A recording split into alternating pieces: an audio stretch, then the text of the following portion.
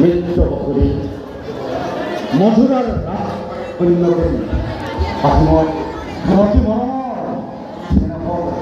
আদরী ভগিনী দৈবকী হয় তোমার হাতে অর্পণ করে মিত্র বকরি ওর স্নেহর ভগিনী দৈবকী চাওয়া যাতে তাই তোমার মনোমন করা কোনোদিন বলছিল না। মিত্র বকরি তোমার মনে খন্ত মহন্ত গুণী জ্ঞানী ব্যক্তির হাতত হাতি মই মোৰ ভগিনী দৈবকী অৰ্পণ কৰিবলৈ ভয় নিজকে ধন্য মানিছোঁ। ধন্য যুৱচৰাৰ প্ৰজাকম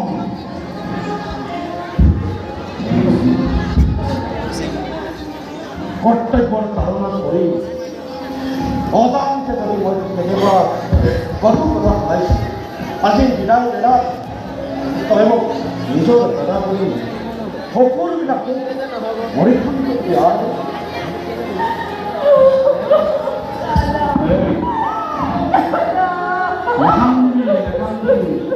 নাৰী হৈ জন্ম জন্মৰ ঘৰখন আহি সিহঁতে এখন মই স্থিৰেৰে থাকিম কি কৰে মই তোমালোকক আজি বিদায় মুহূৰ্তত বিয়া মানে আশীৰ্বাদ কৰিছোঁ। তোমালোকৰ সুখমত হওক সুখময় হওক আনন্দময় হওক ঘৰ গৰিব ক্ষতি হওক ঘৰ গৰিব ক্ষতি আৰু স্নেহৰ ভগিনী দৈবকী আজি মই নিজেই ৰথৰ সাৰথি হৈ তোমালোকক মই আগবঢ়াইছোঁ। আৰু যুৱৰাজ আছেনে ৰথ প্ৰস্তুত সকলো সাজু আছে যুৱৰাজ ব'লা ব'লা বহুদেৱ মই তোমালোকক আগবঢ়াই ৰাখিম।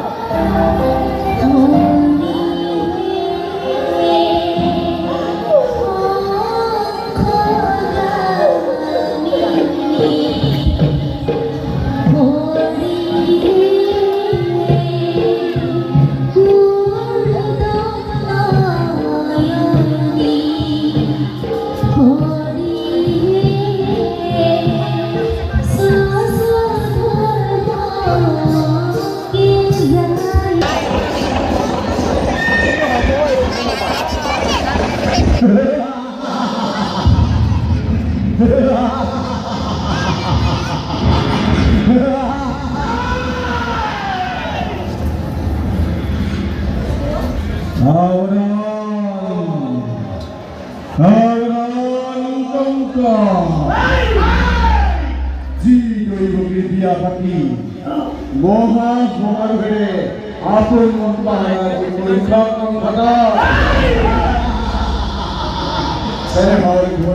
দৈবকী দৈবস্তম্ভুত্রয় অবলীলাক্রমে মরণর দিন বিরান্ত চমু চাপি আহে দিনে দিনে তারে আজি অপূর্ব সূচনা অপূর্ব সূচনা অপূর্ব সূচনা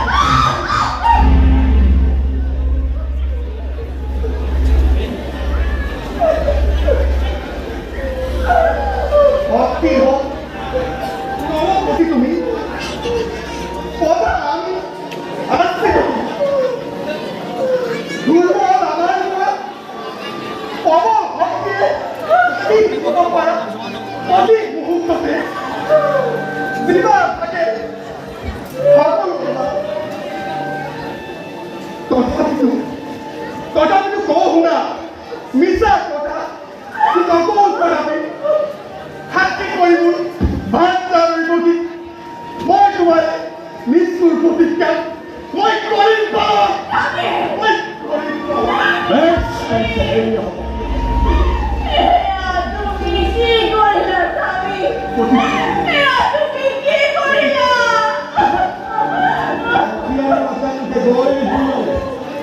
তাবর শিরতে ছিন্নহীন নিঘণ্টার অনাগত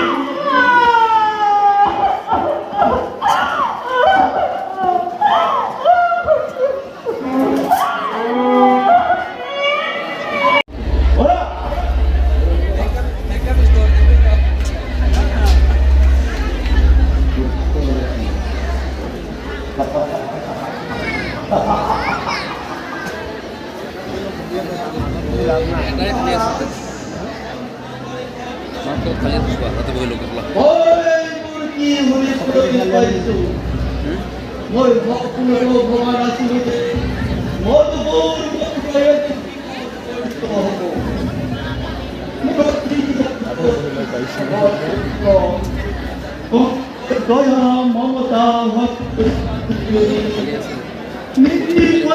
মন্দিতে বকুদের অপূর্ণ হয় মহারাজ মহারাজে এলেও মনে করিত হাবট রূপান্তর উচিত হওয়া নাই হয় মহারাজ তোমার গতি রোধ কৰিব লাগিব নহলে নহলে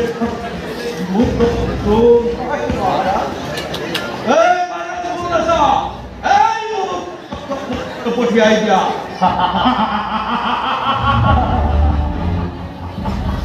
বাহিৰত পুনৰাই দিবা তোমাৰ আদেশ পালন কৰিবলৈ গতিকে যুৱৰাজ কংস ভাবি গৈছে তোমাৰ আদেশ পালন কৰিব আদেশ কৰক মহাৰাজ কথাটো কেনে কৰিছে কালাৰে হৈছে যুৱৰাজ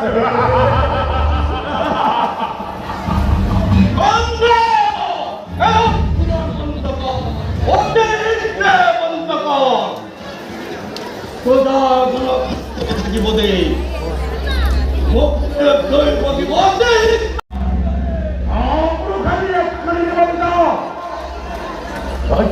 সীমা আছে তার পরিণাম और गया हो और यार तू हो उन्हें तुम कोई बताना बेटा तुम ये उग्र फिर मत और वो खुदे कर बेटा तुम ईमान लो यार मुझे तुम्हारा देश हम तो मृत्यु मुखले बोले और तुम साधु तार दियो और खुदे कोई को दिया जब परस्पर हम तार जय या बोले और कुछ खास करिया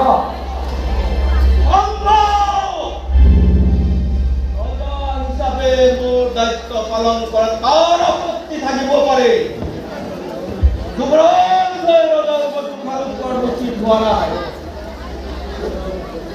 প্রজার মঙ্গলের কারণে কাম করাটো প্রজার প্রথম প্রধান দায়িত্ব তেতিয়াও তো মনে মথুরার প্রজা হয়ে আছো তোদের দেওয়া দেওয়া নাই তোই যেতে রোজা হোক এই মধুরার হিংসা কোনো বলিনি সেই দিনাখন কিন্তু মই রোজা হয়ে থাকা রয়েছে ওই কাম নহব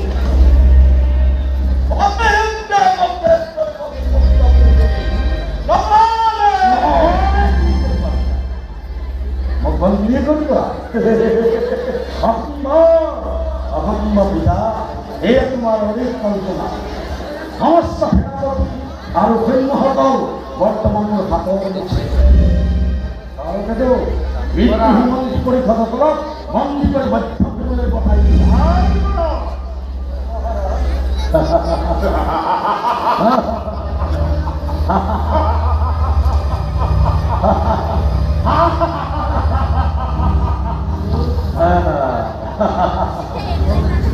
আৰু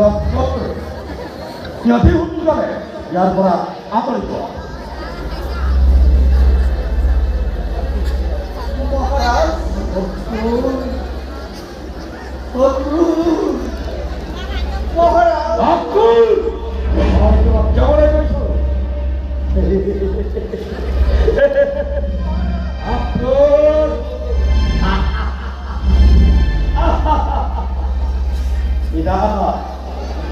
এতিয়া তুমি সম্পূৰ্ণ অকল তোমাক সহায় কৰিবলৈ ইয়াত আমি নাপাওঁ আজিৰ পৰা মধুৰা তোমাৰ ৰাজত্বৰ অৱসান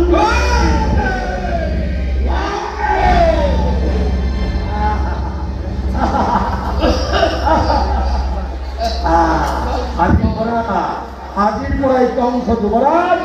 মধুৰাৰ আর তুমি মোর রাজ্যবাহী প্রজা কেমন খেয়ে নয় আজ ধরো তুমি মোর নদী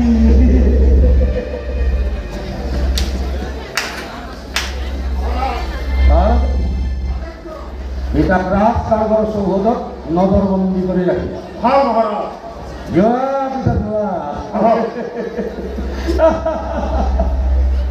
এটা চিরদিনের কারণে রাত কালাঙর সৌহদতে থাকি প্রকৃতির উপভোগ কৰিব পাৰিবা আৰু আটাইবোৰ গ্ৰহ নক্ষত্ৰ গণনা কৰাৰ লগতে জীৱনৰ বাকী থকা দিনকেইটাও গণনা কৰি যাব পাৰিবা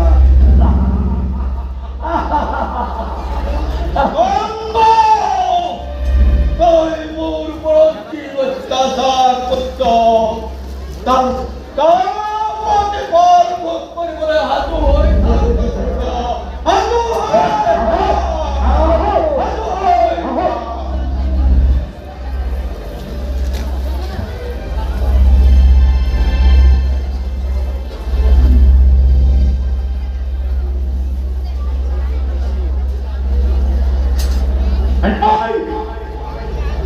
মই মন্দিৰ নামানো